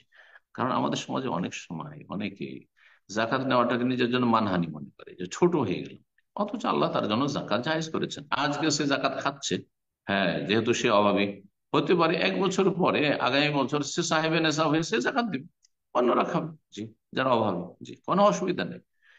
এই জন্য লেখক বলছেন মাই ইয়াখরুজু যাকাত মাই ইউখরিজু যাকাতা ইযা কানা ইয়ালামু আন্না ফুলান মিন আহলিজ যাকাত, কোন ব্যক্তি যদি জানে অমুক ব্যক্তির জন্য যাকাত জায়েজ, তাহলে ও আন্নাহু ইয়াকবালু যাকাত, সে যাকাত নেবেও। কারণ যাকাতের হকদার সে, ফায়ুতিহি, তাকে দিতে পারবে, ওয়ালা ইউখবিরু আন্নাহু আন্নাহা যাকাত, তাকে বলার কোনো প্রয়োজন নেই যে এটি যাকাত। ওয়াইন কানা লা ইয়াদরি আনহু, তার সম্পর্কে জানা না থাকে। একজন লোক হয়তো অভাবী, আপনি জানছেন, কিন্তু সে কি এতটা অভাবী যে তার জন্য জাকাত দেওয়া যাবে? অথবা এই শ্রেণীর মধ্যে পড়ছে কিনা, ঋণগ্রস্ত কিনা জানা নেই, আর আন্দাজের উপর ঋণই হইতে পারে, দিয়ে দিলাম, না যাইজ নাই। বলছেন যদি জানা না থাকে ও কানা লা ইয়াকবালু যাকাত, অথবা সে বলছে না আমি জাকাত নেবো না, আমি অভাবী হলে জাকাত নেবো না, আপনাকে বলে দিচ্ছে আগে যে আমি জাকাত নেবো না কেন, তো হনা ইউখবিরু আন্নাহা যাকাত, তাহলে তাকে জানিয়ে দেবেন যে ভাই এটা জাকাত, যদি আপনি ইচ্ছা করেন তো নেন, আর না হলে নেবেন না। এখানে আজকের আলোচনা শেষ করছি। জাযাকুমুল্লাহু খাইরান ওয়া সাল্লাল্লাহু ওয়া সাল্লাম আলা নবিয়িনা মুহাম্মদ ওয়া আলা আলিহি ওয়া সাহবিহি আজমাইন। সম্মানিত তিনি ভাই ও বোনেরা, এখনই আমাদের প্রশ্নোত্তর পর্ব শুরু হবে। তো প্রশ্ন করার ক্ষেত্রে অ্যাজ ইউজুয়াল স্মরণ করে দিচ্ছি যে আমরা যখন প্রশ্ন করব অবশ্যই একটা করে প্রশ্ন করব এবং সংক্ষিপ্ত আকারে আমাদের প্রশ্নের মূল বিষয়বস্তু সম্মানিত শেখের কাছে উপস্থাপন করার চেষ্টা করব। আর প্রশ্ন করার পূর্বে অবশ্যই যে শহর বা দেশ থেকে আমরা প্রশ্ন করছি প্রেক্ষাপট বোঝার উদ্দেশ্যে অবশ্যই মেনশন করব। আর গত সপ্তাহে যারা প্রশ্ন করার সুযোগ পেয়েছিলেন তারা অবশ্যই, যারা হ্যান্ড রেজ করেছেন, নিজ দায়িত্বে আপনাদের লোয়ার হ্যান্ড করে নেবেন, অন্যদেরকে প্রশ্ন করার জন্য সুযোগ করে দেবেন। প্রতি সপ্তাহে প্রশ্ন করার সুযোগ নেই, 1 থেকে 2 সপ্তাহ পর পর আমরা প্রশ্ন করার চেষ্টা করবো, যাতে করে সকলেই তাদের প্রশ্নগুলো, তাদের বিষয়গুলো জেনে নিতে পারেন আমাদের সুন্নতের শেখের কাছ থেকে ইনশাআল্লাহ। তো আমরা সময় না নিয়ে শুরুতেই প্রশ্ন নেব। প্রশ্ন করবেন হামিদা খাতুন। জি, আপনি প্রশ্ন করুন। আসসালামু আলাইকুম ওয়া রাহমাতুল্লাহি ওয়া বারাকাতুহু। ওয়ালাইকুম আসসালাম ওয়া রাহমাতুল্লাহি ওয়া বারাকাতুহু। জি, শাইখ মাল্লা থেকে বলছি। বলো। বলছি শাওয়াল মাসের 6টি রোজা রাখার পর আইয়ামে বীজের রোজা রাখা যায় নাকি ওই দিনগুলিতে ওই দুটো নিয়ত করলে চলবে? কেমন জানা বিষয়। কথাগুলো ক্লিয়ার আসলো না, বুঝতে পেরেছেন ইকরাম ভাই আপনার কথা? জীবন শেষ কথা আমিও বুঝতে পারিনি, শেখ স্যার শুরুতেই একটু আমি অস্পষ্টতা যতটা ছিল, তো বুঝলাম আপনি যে আমাকে শাওয়াল একটু মাসের রোজা রাখার পরে আইয়াম বীজের রোজা রাখা যাবে কিনা, যদি এটা হয়তো রাখা যাবে, কোনো অসুবিধা নেই। জি, শাওয়াল মাসের রোজা রেখে বা শাওয়াল মাসের রোজার আগে পরে 13, 14, 15 আইয়াম বীজের রোজা রাখলো, 6 এবং 3 নয়, কোনো অসুবিধা নেই, ভালো। জি, জাজাকাল্লাহ খায়ের। যদি অন্য কিছু থাকে তাহলে উনি বলবেন। জি, ওনার ফোন আনমিউট করা আছে। যে হামিদা খাতুন, যদি আপনার প্রশ্ন কমপ্লিট হয়ে না থাকে, অসম্পূর্ণ থেকে থাকে, আপনি প্রশ্ন করতে পারেন। শাইখ আমাকে কিছু বললেন, আমি বুঝতে পারছি না, আওয়াজটা স্লো আসছে, কি কারণে বুঝতে পারছি না আচ্ছা ঠিক। আচ্ছা, বলছি যে প্রশ্ন কি ছিল তোমার? মানে বলছিলাম যে দুটোই নিয়ত একসাথে করা যাবে ওই দিন আইয়ামে বীজের ও দিনগুলিতে? আচ্ছা, আলাদা মাসলা। এটা যারা বেশি সুবিধাবাদী তাদের জিজ্ঞাসা। আজকালকার মানুষরা একটু সুবিধাবাদী বেশি ধর্মের ক্ষেত্রে, এই জন্য আজকাল এই প্রশ্নটি খুব বেশি আসছে যে সওয়ালের 6টার মধ্যে এই আমি বীজের নিয়ত করতে পারবো কিনা। ওলামারা বলেছেন যে করা যাবে, করা যাবে। জি, এটা ইজতিহাদি ফতোয়া, ইজতিহাদি ফতোয়া। কিন্তু সওয়াল মাসের রোজা আলাদা, আর আইয়াম বীজের রোজা আলাদা। হ্যাঁ, সেই জন্য যদি কেউ পারে তো আলাদা করে রাখুক, এটা বেশি ভালো। কিন্তু যদি কেউ নিয়ত করে তো জায়েজ রয়েছে, নিয়ত করে তো জায়েজ রয়েছে। কিন্তু কারো ফরজ কাজা বাকি আছে আর সওয়াল, কাজারও নিয়ত করবে আর সওয়ালের 6 রোজা, এটা হবে না, এটা হবে না। তবে আইয়ামে বীজ অথবা বৃহস্পতিবার সোমবার তো সুন্নাত নবী সাল্লাল্লাহু আলাইহি ওয়াসাল্লামের, আলাদা করে সোমবার বৃহস্পতিবার কোন পরে সোমবার বৃহস্পতিবারে সওয়াল 6 সওয়ালের নিয়ত রাখলো। 3 সপ্তাহ সোমবার বৃহস্পতি, সোমবার বৃহস্পতিবার করে সোমবার বৃহস্পতিবারও তার রোজা রাখা হইলো, আর সওয়ালের 6টি হয়ে গেল, কোনো অসুবিধা নেই, রাখতে পারে। মানে একসাথে দুটো নিয়ত করতে পারে, নিয়তে প্রশস্ততা থাকলে ভালো। আল্লাহ তাআলা। প্রশ্ন করবেন ইনামুল হক। জি, আপনি প্রশ্ন করুন।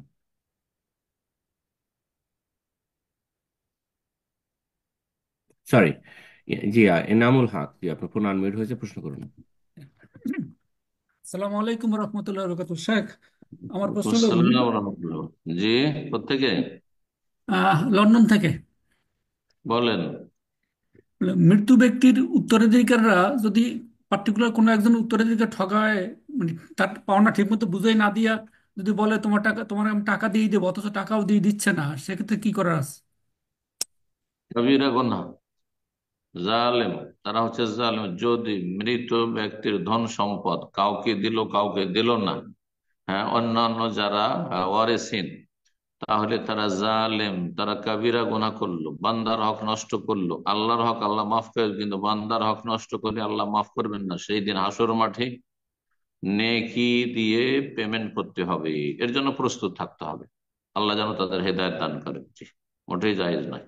ইন্নী হারামতু যুলমা আলা নাফসি, হাদিসে কুদসি, আমি আল্লাহ বলছেন যে আমি জুলমকে নিজের উপর হারাম করেছি, আমি কখনো জুলম করিনি কোনো বান্দার উপর। মা আনা বিযাল্লামিন লিল আবিদ, আল্লাহ কোরআনে বলছেন।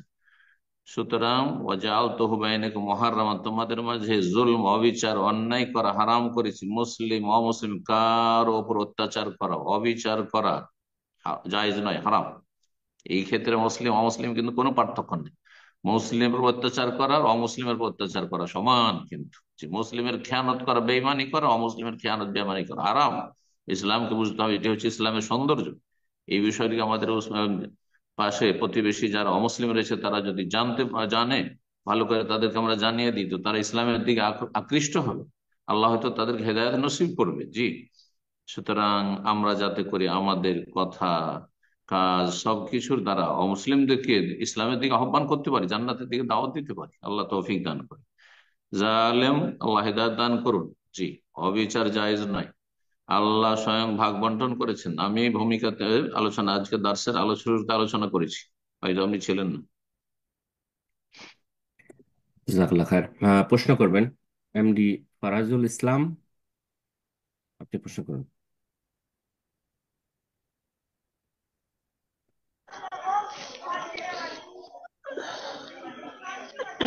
আসসালামু আলাইকুম ওয়া রাহমাতুল্লাহি ওয়া বারাকাতুহু।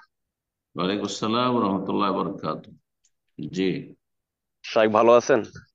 জি আলহামদুলিল্লাহ। কোথায় বলছেন? আমি বাংলাদেশ, রংপুর থেকে। বলেন। জি, আমার প্রশ্নটা হচ্ছে যে আমাদের বাবা চাচা সবাই কিন্তু হানাফি। আমাদের মানে আশপাশ সবাই সবাই হানাফি আমরা। পরে আমি জি, এখন আমাদের সমাজে তো দেখা যায় বিদআতটা বেশি। এখন আমি আলেম না, আমি হাফেজ। তা আমি বর্তমান আপাতত একটা মাদ্রাসায় খেদমতে আছি। তাই মানে এমন যে বিদআত, যে এটা বলার বাইরে। না, আপনাদের জি, আলোচনা শুনে আমরা অনেকটাই উপকৃত হয়েছি বেদাত সম্পর্কে। আলহামদুলিল্লাহ, আল্লাহ কবুল করুন। এখন সম্ভব মানে পরিপূর্ণভাবে বেঁচে থাকা সম্ভব হচ্ছে না এই সমাজে আর কি। মানে অনেক জি, সমস্যা, আমি টেনশনে আছি। মানে দেখা জি, যায় যে মাদ্রাসায় আছি, যে ওই যে মানে গ্রাম অঞ্চলে মাদ্রাসায় এখন ওই 3 দিনা 40, এরকম অনেক ধরনের বেদাত, মানে বলার বাইরে। মানে এটা থেকে বেঁচে থাকা অনেক মানে আর কি কঠিন হয়েছে আমার পক্ষে। তো আপনার প্রশ্ন এখন এখন? এখন আবার দেখা যায় নামাজ সালাত পড়াইতে গেলে আবার দেখা যায় যে সম্মিলিত মোনাজাত করতেই হয়। আমার এখন সামনে যেতে হয় ইমামতি করতে। এরকম এখন সমস্যা হচ্ছে, আমি এই মানে এই বিদআত থেকে মানে বেঁচে থাকার জন্য কি করতে পারি? মানে এই যে যেরকম 3 দিনা 40, অনেক মানে অনেক জায়গা মানে অনেক সময় বেঁচে থাকি, কিন্তু পরিপূর্ণভাবে পারি না ঠিক মতো থাকতে। জি, এখন এটা আমি কিভাবে আমি মেনটেন করবো? মানে সেরকম সমাজেও পাচ্ছি না, যে কোথাও যাব মানে খোঁজ খবর করতেছি সেরকম মানে পাইতেছিও না।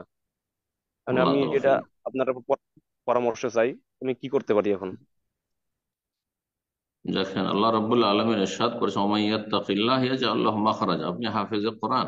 যে সূরা তালাক, আল্লাহ বলছেন যে যেই ব্যক্তি আল্লাহকে ভয় করবে, মানে গুনাহ থেকে বাঁচার জন্য, আল্লাহকে ভয় করলে আর গুনাহ করবে না, বেদাত করবে না, বেদাতে সহযোগিতা করবে না, বেদাতি মাহফিলে বেদাতি কাজে অনুষ্ঠানে অংশ নেবে না, চল্লিশে অংশ নেবে না, সম্মিলিত মোনাজাত করে, ওমাইয়াত্তাকিল্লাহ, যারা আল্লাহকে ভয় করবে, আল্লাহর ভয়ে ভালো কাজ করবে, আল্লাহর ভয়ে খারাপ কাজ শিরক বিদআত ছেড়ে দেবে, ইয়াজআল্লাহু মাখরাজা, আল্লাহ তাদের এক্সিটের ব্যবস্থা করবেন, আল্লাহ তাদের জন্য রাস্তা সুগম অবশ্যই করবেন।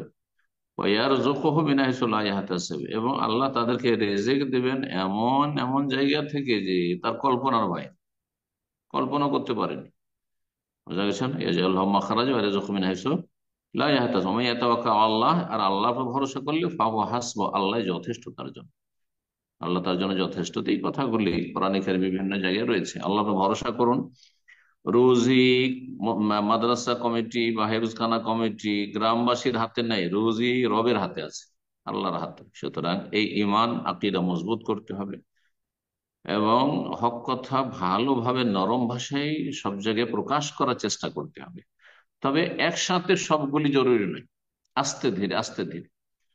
সমাজে বড় রোগগুলি আছে, ধরেন মাজারে যাওয়া, হ্যাঁ, ওরস লাগানো, চাদর চড়ানো, হ্যাঁ, খাসি মোরগ নিয়ে যাওয়া, বড় বড় শিরকিয়াত, সেহের, জাদু, হ্যাঁ, ইত্যাদি। তো যেসব বদ আকিদা, শিরকি কুফরি আকিদা আছে, সেগুলি উম, প্রথম সেগুলির দাওয়াত দেবেন। আর তারপরে তৌহিদ, তৌহিদ তাদের বোঝানোর চেষ্টা করবেন।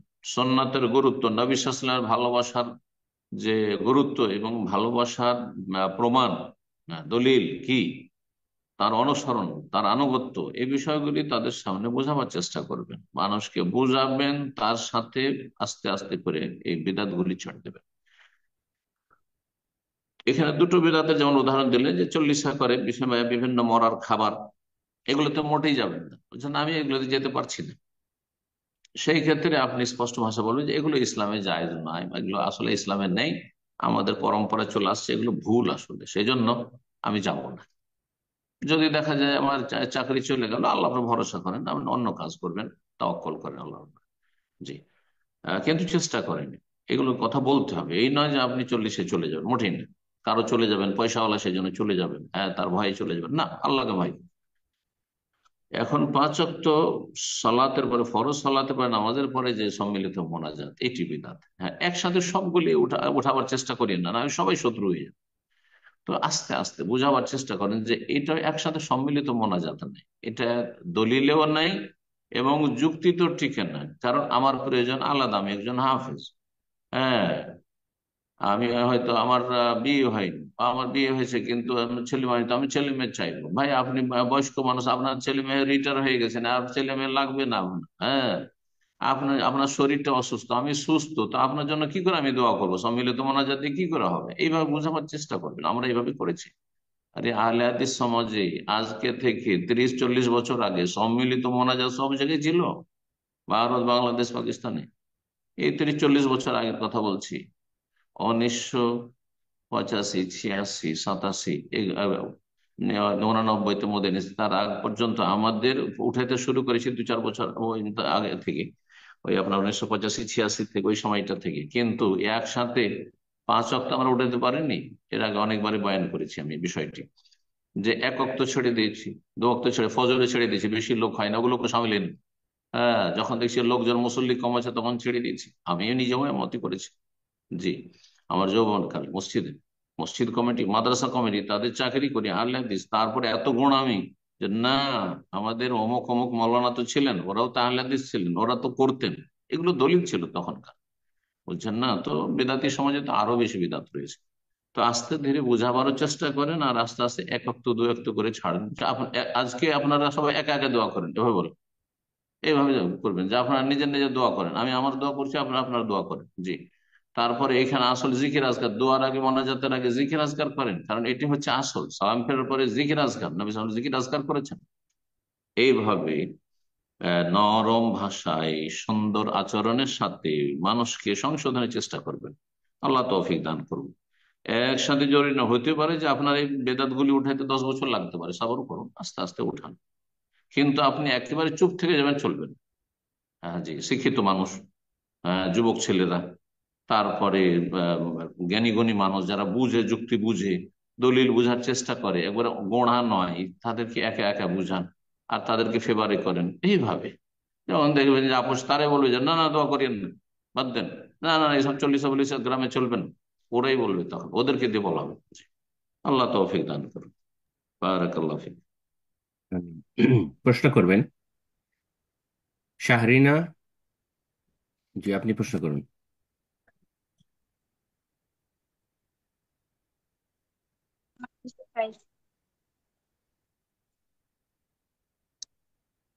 আওয়াজ আসছে না আপনার? জি, আপনার আসসালামু ফোন আনমিউট আলাইকুম। হয়েছে। জি, জি, বলেন আপনি কথা বলেন। বলুন। আপনি ফোনটা আবারও মিউট করে ফেলেছেন। শাহরিনা, আপনার ফোনটা আনমিউট করে নিন। আপনার ফোন মিউট জি। শাইখ, আসসালামু আলাইকুম ওয়া রাহমাতুল্লাহি ওয়া বারাকাতুহু।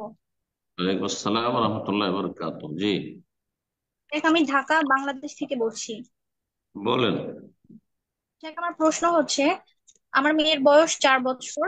মানে আমার মেয়ের জন্মের পর থেকে আমার আত্মীয় স্বজন বা আমরা নিজেরা যে টাকা বা স্বর্ণ ওকে দিয়েছি, তা দিয়ে সব মিলে মোটামুটি 2 ভরির মতো স্বর্ণ হবে।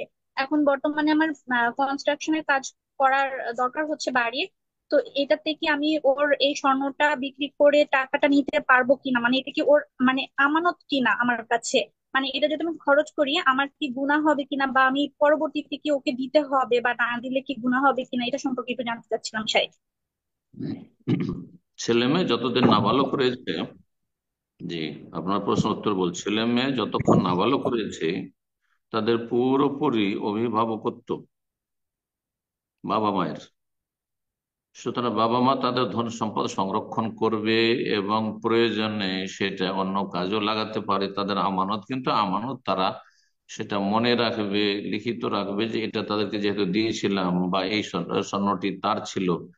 সুতরাং আগামীতে যখন বড় হবে, তখন হয়তো বিয়ে হয়ে মেয়ে যেহেতু রয়েছে বিয়ে হয়ে যাবে, তখন সেই সব সম্পদটা যথাসাধ্য দিয়ে দেওয়ার চেষ্টা করবেন। আর যদি না দিতে পারেন তাদেরকে জানিয়ে দেবেন যে তোমাদের লেখাপড়া, তোমাদের প্রতিপালন পরিচর্যাতে আমরা খরচ করেছিলাম, এক সময় তোমাদের বিভিন্ন জায়গা থেকে দান গিফট এসেছিল, এই স্বর্ণগুলি আমরাও কিছু দিয়েছিলাম, অন্যরা দিয়েছিল, কিন্তু সেগুলি আর্থিক সংকটের কারণে আমরা খরচ করে ফেলেছি, জানিয়ে দিতে হবে।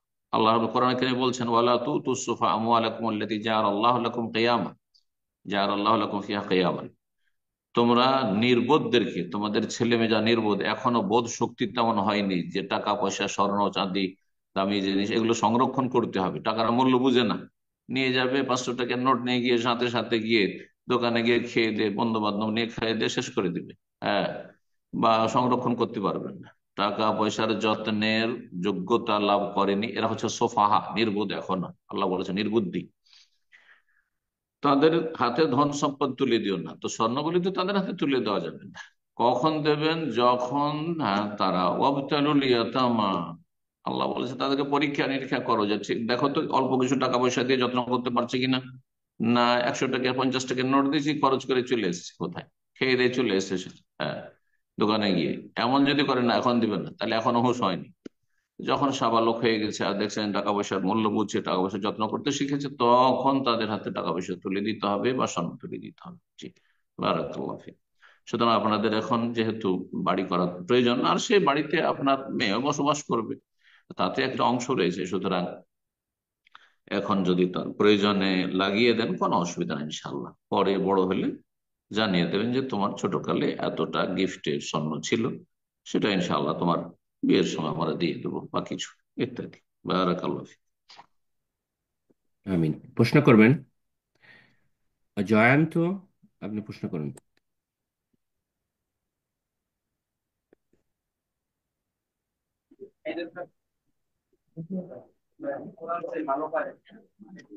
জি, আপনার ফোন আনমিউট হয়েছে, প্রশ্ন করুন। আসসালামু আলাইকুম। ওয়ালাইকুম আসসালাম রহমতুল্লাহ বরকাত। জি আমি পটুয়াখালী থেকে বলছি, বাংলাদেশ। বলেন। আমার প্রশ্নটা হচ্ছে আপনার, ওই হাদিসে বলা আছে যে যাদের ঈমান থাকবে, ওই যে পাপী মুসলিম তাদেরকে জাহান্নাম থেকে বের করা হইবে। হম। তো সূরা কাহাফের 5 নম্বর আয়াতে, এই 105 নম্বর আয়াতে বলা আছে যে কাফিরদের কোনো আমল নাই, কিয়ামতের দিন তাদের জন্য কোনো ওজনের ব্যবস্থা করা হবে না। হম। জি। আর সূরা মুমিনুনের 102 আমি নম্বর এত এবং এত 3 নম্বর। তোমার এত দলিল, শোনো, তোমার এত দলিল আমি শুনতে চাই না, আমি জানি সব দলিলগুলো, কিন্তু হ্যাঁ কথা হ্যাঁ হচ্ছে প্রশ্ন শুনতে চাইছি। কি প্রশ্ন আমার তাই বলো। সাংঘর্ষিক, এই আমি এইটা সমন্বয়, প্রশ্ন প্রশ্ন এইটা বলো। বলতে হ্যাঁ হ্যাঁ আমি এইটা বলতেছি, কারণ এরপরে উত্তর দিলে আমার বুঝতে না সুবিধা না, হবে। কোনো দরকার নেই, এত দলিলের কোনো প্রয়োজন নাই, আমাকে বলে দিলে হয় যে এটা এটার সাথে সাংঘর্ষিক মনে হচ্ছে, হ্যাঁ সমন্বয় হ্যাঁ কি এই অথবা এই ব্যাখ্যা জন্যই কি, আর কি, ব্যাস যথেষ্ট। প্রশ্ন করো। যে সূরা মুমিনুনে বলা হয়েছে যে যাদের পাল্লা হালকা হবে তারা জাহান্নামে যাবে, আর আরে সেখানে ভাই, তারা আমি হবে স্থায়ী। আমি জানছি ওসব, আমি কি জানি না? আমি আলহামদুলিল্লাহ কোরআন হাফেজ, এসব জানতে চাই না আমি, এত দলিল জানতে চাই না, আমি জানতে চাই তোমার প্রশ্নটা কি। আমার সময় প্রশ্ন গল্প এই আমাদের, সূর্য ডুবতে যে যাচ্ছে। কিয়ামতের দিন তো আর কি মুমিন মুসলমান বা যাদের পাপ পুণ্য আছে তাদের আর কি, যে দাড়িপাল্লা ওজন করা হইবে, সূরা মুমিনুনে বলা আছে যে তারা সেখানে হবে স্থায়ী। কারণ হাদিসে বলা আছে যে তাদেরকে জাহান্নাম থেকে বের করা হবে, এই বিষয়টা আমি বুঝতে পারিনি আর কি, এইটা দেখতে। উম, যাদের নেকি গুনাহ উভয় আছে, অর্থাৎ মুসলিমের জন্য দাঁড়িপাল্লা কায়েম হবে, কথা বোঝা গেছে? যেখানে বলা হয়েছে যে যা দাঁড়িপাল্লা হালকা হবে আর ভারী হবে নেকির পাল্লা, এটা হচ্ছে মুসলিম পাপিষ্ট বা মুসলিম সাধারণ মানুষ, যাদের নেকিও আছে, গুনাহ আছে, হাসানাত সাইয়্যাত আছে, তাদের জন্য। আর সূরা কাহফে যে বলা হয় ফালা নুকিমু লাহুম ইয়াওমাল কিয়ামাতি ওয়াজনা, তাদের জন্য দাঁড়িয়ে পাল্লা কায়েমই হবে না। কি কায়েম করবে, তাদের তো নেকি নেই।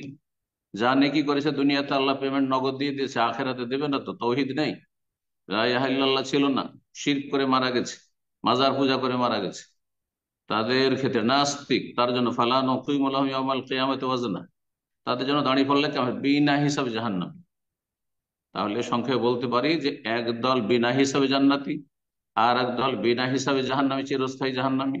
আর একদল মুসলিম সমাজে যাদের হাসানাত আছে, যাদের নেকি গুনাহ উভয় আছে, তাদের জন্য দাঁড়ি পাল্লা ওজন হবে। জি, বারাকাল্লাহ ফিক। আমিন। প্রশ্ন করবেন ফাহিম, আপনি প্রশ্ন করুন। আসসালামু আলাইকুম শেখ। ওয়ালাইকুম আসসালাম ওয়া রাহমাতুল্লাহি ওয়া বারাকাতুহু। শেখ ভালো আছেন? জি বলেন। শেখ আমি বাংলাদেশ আলহামদুলিল্লাহ। মেট্রো। শেখ আমার প্রশ্ন হলো, আমাদের সমাজে অনেক মানুষ সালাত পরিত্যাগ করে, একবারই সালাত পরিত্যাগ করে। এখন তাদের বিবাহের হুকুম কি এবং তাদের সন্তানের হুকুম কি? একেবারে নামাজ পড়ে না, মাঝে মাঝে পড়ে? মাঝে মাঝে পড়ে না, একবারই পড়ে না। আর এক আরেকটা প্রশ্ন, একবারে একবারে 5 ওয়াক্তের কোন ওয়াক্ত পড়ে না, সেই ব্যক্তি মুসলিম নয়, এটাই ঠিক তাদের মাসলা। বিবাহের হুকুম কি তাহলে? বিবাহের হুকুম, তারা বেনামাজি বেনামাজিকে বিয়ে করে, তাদের সাথে নামাজি মেয়ের বিয়ে হারাম, জায়েজ নয়, সংসার আর করা যারা হারাম। আর যারা করে ফেলেছে তাদের কি আল হুকুমটা কি? আল খাবিসাতুল খাবিসিন, করে ফেলেছে, স্ত্রী যদি নামাজি হয় তার কাছ থেকে, তার সাথে বিবাহ বন্ধ থাকবেই না, সে তার কাছ থেকে বিদায় নেবে, তার সাথে শারীরিক সম্পর্ক সহবাস হারাম, জায়েজই নয়। জি, কাফেরের সাথে কোনো মুসলিম নারী সহবাস জায়েজ নয়। বারাকাল্লাহু ফিক। জি, আসসালামু আলাইকুম। ওয়ালাইকুম সালাম। প্রশ্ন করবেন মোহাম্মদ ইব্রাহিম, জি আপনি প্রশ্ন করুন।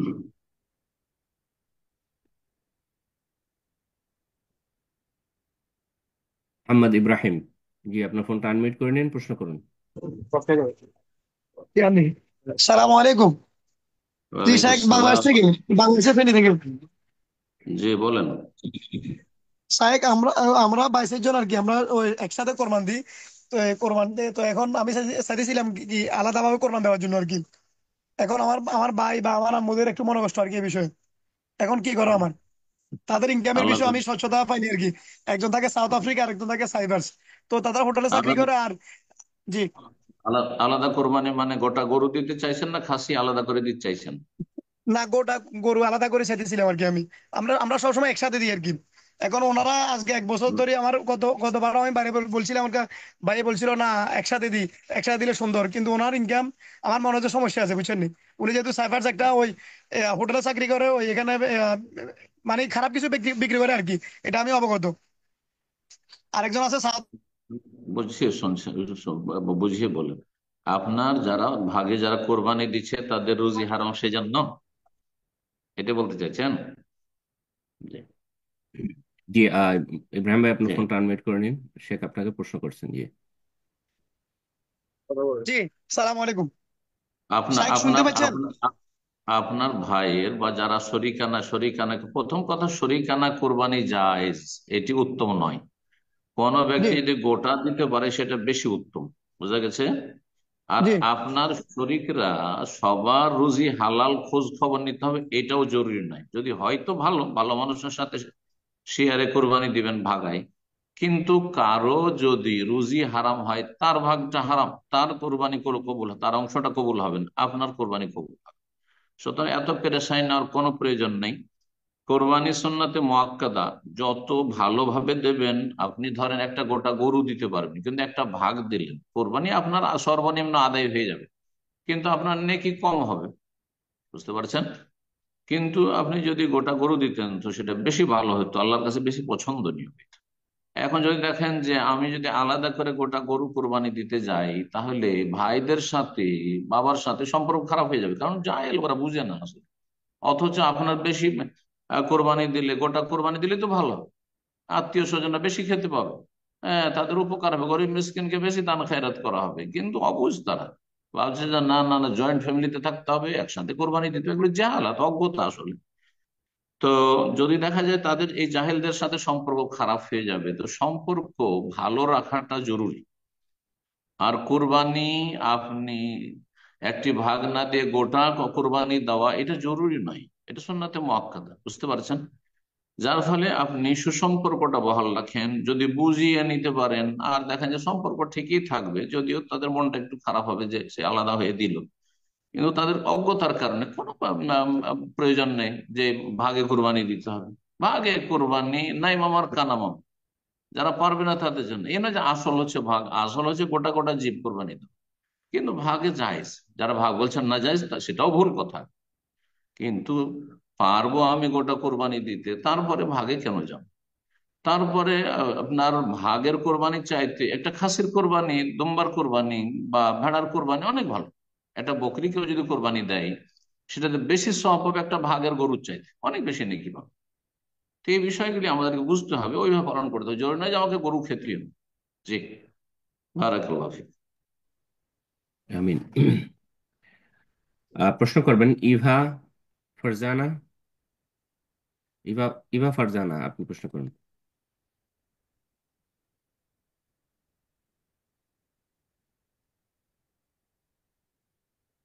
জি, ইভা ফারজানা, জি, আপনার ফোন আনমিউট হয়েছে, প্রশ্ন করুন।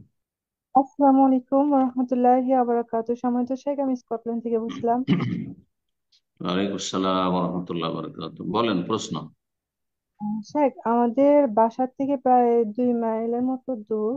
এখানে বাংলাদেশি কমিউনিটি যারা আছে সবাই না, এখানে মানে ঐক্যমত নেই, তারপরে আর কি একটা মসজিদ করার চেষ্টা করতেছেন ওরা। অন্য আরেকটা মসজিদ পাশে আছে, কিন্তু সেটা পাকিস্তানিদের। কিন্তু যারা এগুলা মসজিদটা করতেছেন, এরা হচ্ছে বেশিরভাগই মদের ব্যবসা আছে, বেনামাজি, মানে একেবারে বদ্দিন বেদিন লোকজন। তো এরা হম, আর কি মানে টাকা দেওয়ার জন্য আর কি আমার হাজবেন্ড কে চাপ সৃষ্টি করতেছে। এখন কি দেওয়া জায়েজ হবে তার জন্য? আপনার হাজবেন্ড হালাল টাকা দেবেন, তাই তো? হ্যাঁ, তার মানে উনি মসজিদটা হালাল যেহেতু। টাকা দেবেন, ওনারটা কবুল হবে। আর যারা হারাম পয়সা মদের ব্যবসা করে বা মদের রেস্টুরেন্টে চাকরি করে হারাম রোজগার করে যারা মসজিদে দান করবে, তারা নাকি পাবেন, তারা নাকি পাবেন না, কিন্তু আপনার স্বামীর নাকি হবে, আপনাদের নাকি হবে, কোনো অসুবিধা নেই। যেহেতু মুসলিম দেশে বসবাস করছেন, সেখানে মসজিদের অভাব রয়েছে, মসজিদ থাকা জরুরি, কারণ সেখানে যদি জুমা জামাত না থাকে, তো সেই মুসলিম ওই এলাকার মুসলিমরা আরো বেশি পথভ্রষ্ট হয়ে যাবে, এদিন হয়ে যাবে, খ্রিস্টানদের সাথে একাকার হয়ে যাবে। তো আল্লাহ হেফাজত করুন, মুসলিম দেশে বসবাসের যে সাইড এফেক্ট আর পার্শ্ব প্রতিক্রিয়া, ক্ষতিকর দিকগুলো রয়েছে, সেটা খুব ভয়াবহ।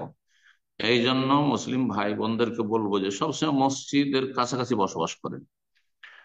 তবে মসজিদ যদি আবার শিরকি মসজিদ হয়, মাজার পন্থীদের মসজিদ, হ্যাঁ, বাতিল পন্থীদের মসজিদ, তাহলে সেগুলোতে সহযোগিতা করবেন। হারাম পয়সা দিয়ে কেউ যদি হারাম রোজগার দিয়ে মসজিদে চাঁদা দেয়, তো আপনার শর্ত লাগাবার কোনো প্রয়োজন নেই। যেই ব্যক্তি হারাম পয়সা দান করে মসজিদে, তার এবং তার রবের মাঝে ফয়সালা হবে, সে আল্লাহর কাছে কিছুই পাবে না, হারাম পয়সা আল্লাহর সান্নিধ্য লাভ হয় না, নেকি হয় না। আপনি যে টাকাটা দেবেন বা আপনার স্বামী যেটা দেবেন সেটা হালাল, সুতরাং আপনি নেকি পাবেন। হ্যাঁ, তো এইরকম মসজিদে সহযোগিতা করুন। জি, বারাকাল্লাহ ফিক। কিন্তু শিরক বিদআত হবে ওখানে, ধরেন ওখানে করে বলা হবে যে ওলি আউলি আলিমুল গায়েব হাজির নাজির, নবী আলিমুল গায়েব হাজির নাজির, ওনারা দিতে পারেন, দরগাহে যাবেন, ওরসে যাবেন, তাহলে এইরকম মসজিদে চাঁদা দেওয়া মোটেই জায়েজ নয়। জি, মোটেই জায়েজ নয়, কারণ সেখানে আল্লাহর ইবাদত হবে না। ওয়ান্নাল মাসাজিদা লিল্লাহ ফালা তাদউ মা আল্লাহি আহাদা, সূরা জিনে আল্লাহ বলছেন মসজিদ হচ্ছে আল্লাহর, সুতরাং আল্লাহ ছাড়া অন্য কাউকে ডেকো না। তো আল্লাহ ছাড়া অন্যকে ডাকার জন্য, অন্যের কাছে সাহায্য চাওয়ার জন্য, অন্যের দিকে আহ্বান করার জন্য, শিরক বিদআতের দাওয়াতের জন্য কোন মসজিদ যদি কথিত মসজিদ প্রতিষ্ঠিত হয়, তো সেখানে সহযোগিতা জায়েজ নয়। জাযাকাল্লাহ খায়ের শেখ। জি ওস্তাদ, জানতে চাচ্ছিলাম, মাগরিবের সময় তো হয়ে আসছে, তো আপনার সময়ের কি অবস্থান? আমরা কি কন্টিনিউ করবো না এখানে? 5-7 মিনিট চালান, চলবে, সমস্যা নেই। ইনশাআল্লাহ। তো ঠিক আছে, ইনশাআল্লাহ। তো আমরা কন্টিনিউ করি, আর দুই একটা প্রশ্ন হয়তো নেওয়া যাবে। তো আমরা এ পর্যায়ে প্রশ্ন নেব। প্রশ্ন করবেন সাজিয়া। জি, আপনি প্রশ্ন করুন।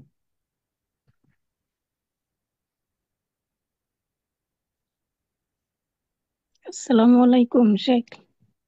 ওয়ালাইকুম আসসালাম ওয়া রাহমাতুল্লাহি ওয়া বারাকাতুহু। জি বলেন। আহ হাদিসে আছে যে ফজরের নামাজ যদি সূর্য ওঠার আগে এক রাকাতও পেয়ে যায় কেউ, তাহলে নামাজে দাঁড়িয়ে যেতে।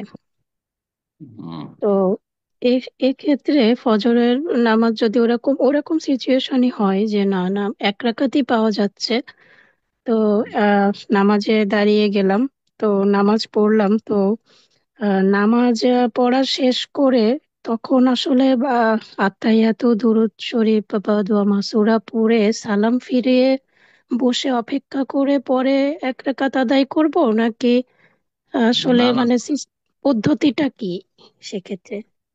হাদিসের অর্থ হচ্ছে যে হ্যাঁ, যেই ব্যক্তি মান আদারকা রাকাতা মিন সালাতিল ফজরি, যেই ব্যক্তি এক রাকাত ফজরের সালাত পেয়ে যাবে, আর একটি আসরের বা তার আর একটি বাক্য হচ্ছে আসরের, কাবলা তাকরুবা শামস, সূর্য ডুবার আগে, সূর্য উঠার আগে, তো ফাকাদ আতরাকাহা, সেই ব্যক্তি পেয়ে গেল, মানে তার সাথে বাকি রাকাতগুলি মিলিয়ে নেবে। তাহলে দ্বিতীয় রাকাত, তৃতীয় রাকাত, সূর্য উঠার সময়, সূর্য উঠার পরে, ধরেন আসরের নামাজ শুরু করেছেন, এক রাকাত পাওয়া যাবে, তারপরে সূর্য ডুবে যাবে, তাহলে বাকি 3 রাকাত সূর্য ডুবছে ওই সময়, সূর্য ডুবার পরে পড়তে থাকেন। এটা বিশেষ ছাড়, এটা বিশেষ ছাড় এমন ব্যক্তির জন্য, হ্যাঁ, যেই ব্যক্তি হয়তো সেই সময় জানতে পেরেছে বা সেই সময় তার খেয়াল হয়েছে যে আমি এই নামাজটি পড়িনি, তার জন্য।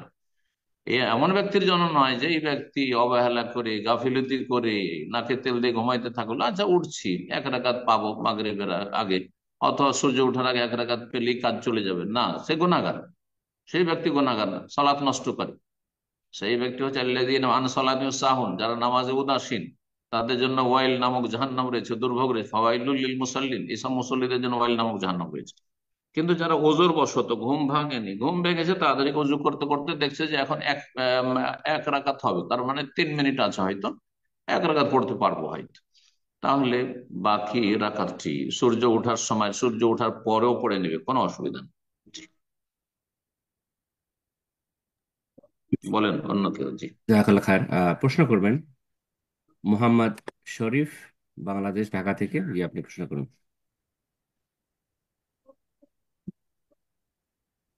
আসসালামু আলাইকুম ওয়া রাহমাতুল্লাহি ওয়া বারাকাতুহু। ওয়ালাইকুম আসসালাম ওয়া রাহমাতুল্লাহি ওয়া বারাকাতুহু। জি বলেন। শেখ, আমি সৌদি আরব রিয়াদ আল গুয়াই থেকে বলতেছি। হুম, বলেন। যে আমার শেখ অনেক স্বপ্ন ছিল যে আপনার সাথে একটু কথা বলবো স্যার। শেখ, আমি দেশ থেকে হানাফি মাযহাবের ছিলাম, তো আলহামদুলিল্লাহ এখানে এসে সৌদি আরবের ইসলামী সেন্টার এবং আপনার বক্তব্য শুনে সহিহ আকীদা এবং সালাফি মানহাজ গ্রহণ করতে পেরেছি, আলহামদুলিল্লাহ। আলহামদুলিল্লাহ। তারপরে আমি তো আপনার হানাফি, খাঁটি খাঁটি হানাফি তো নাই, দেওবন্দিও খাঁটি হানাফি না, বেরলভি খাঁটি হানাফি না, তবলিও খাঁটি হানাফি না, মওদুদিবাদীরাও খাঁটি হানাফি, সব তো নকল হানাফি। জি আসল শেখ। হানাফি তো আবু হানিফা, শাহ আবু ইউসুফ, মোহাম্মদ, হ্যাঁ, ইমাম তাহাবি, হ্যাঁ, এরা হচ্ছে মোল্লা আলী কারি, এরা হচ্ছে খাঁটি হানাফি, বুঝতে পারছেন? জি যারা শেখ। ফিকহি মাসলাকে আবু হানিফার তরিকার উপরে হয়তো ছিল, কিন্তু তাদের আকীদা ছিল সালাফি আকীদা। সালাফি আকিদা।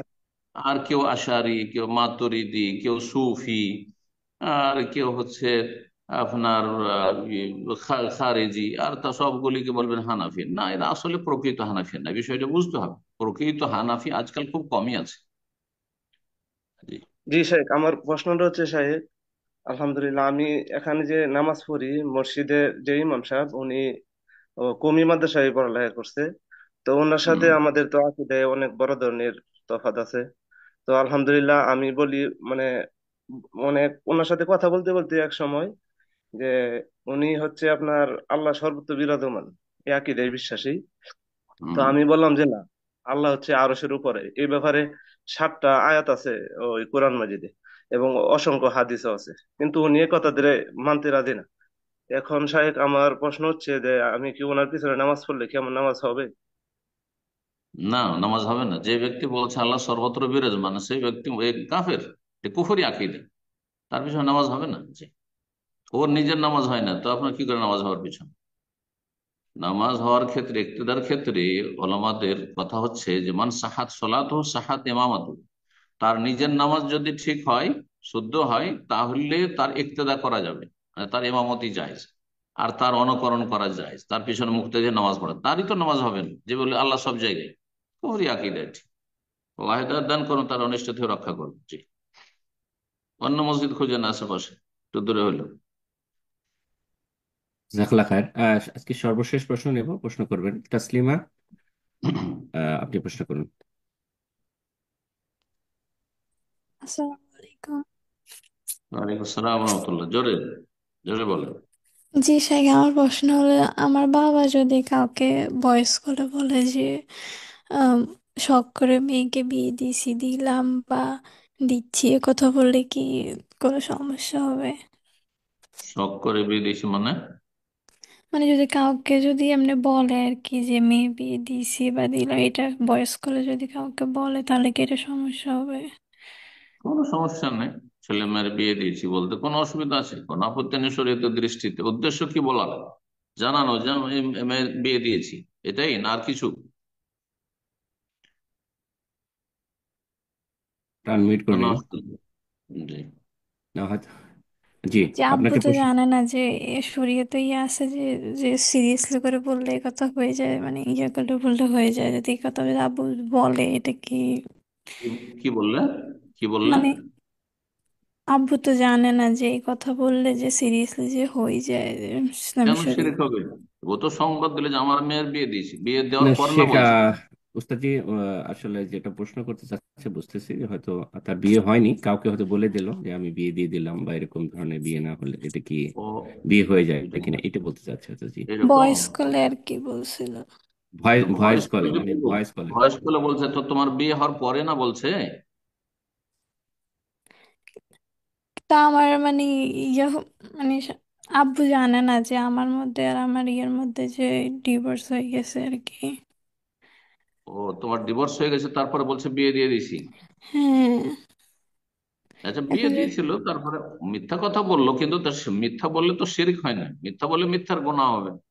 না, তো শিরকের সিঁড়ির মতো কথা করে হবে। বলতেছি না, মানে ইসলামী শরীয়তে আছে না, মেয়ের বাবা কাউকে যদি বলে যে মেয়ে বিয়ে দিলাম, এর কথা বললে যে বিয়ে দেওয়া হয়ে যায় আমি এরকম। দিলাম নিয়ত করে বলবো না যে তোমার সাথে বিয়ে দিলাম তাহলে না বিয়ে হবে। এমনি আমি আমার মেয়ের বিয়ে দিয়েছি, তো কার সাথে দিয়েছি, তেমনিতে বিয়ে হয়ে যাবে?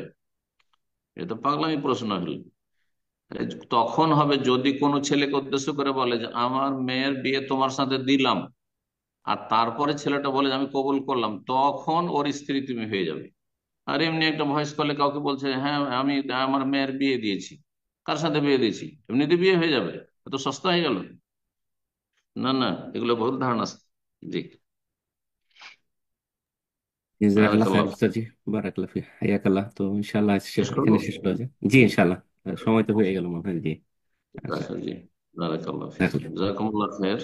যেসব ভাই বোন আমাদের সাথে থাকলেন, আল্লাহ তাদেরকে জাযায়ে খায়ের দান করুন, আল্লাহ তাদের ভালো করুন। আর যারা ব্যবস্থাপনায় রয়েছেন আমাদের ভাইরা, আল্লাহ সকলকে উত্তম প্রতিদান দান করুন। এবং যারা প্রচার প্রসারে এবং বিভিন্ন মাধ্যম দিয়ে মানুষকে জানাচ্ছেন আমাদের প্রোগ্রাম সম্পর্কে, তাদের জন্য বিশেষভাবে দোয়া করি, আল্লাহ তাদেরকে উত্তম প্রতিদান দান করুন, তাদের নেক আমলগুলি কবুল করুন। যেসব ভাই বোনেরা আজকে হাজির থাকলেন তাদের জন্য দোয়া করি বিশেষভাবে, সমস্ত মুসলিম ভাই বোনদের জন্য দোয়া করি আল্লাহ তাদের মধ্যে যারা ভালো মানুষ, কোরআন সুন্নাহর অনুসারী ভালো মানুষ হয়ে চলার চেষ্টা করে, আল্লাহ তাদের আরো বেশি তৌফিক দান করেন, দিন দুনিয়ার সার্বিক কল্যাণ রহমত বরকত দান করেন। আর যারা গাফেল উদাসীন অথবা বিভ্রান্তিতে রয়েছে, বিভিন্ন বিদআত আর বিভিন্ন পাপে জড়িয়ে রয়েছে, এসব মুসলিমদেরকে আল্লাহ হিদায়াত দান করুন।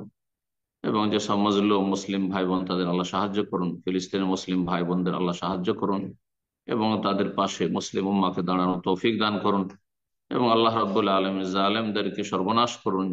যে সমস্ত জায়গায় জালেমরা জুলম অত্যাচার করছে মুসলিম উম্মার উপর, আল্লাহ তাদেরকে ধূলিসাৎ করুন এবং তাদেরকে আল্লাহ নষ্ট করুন।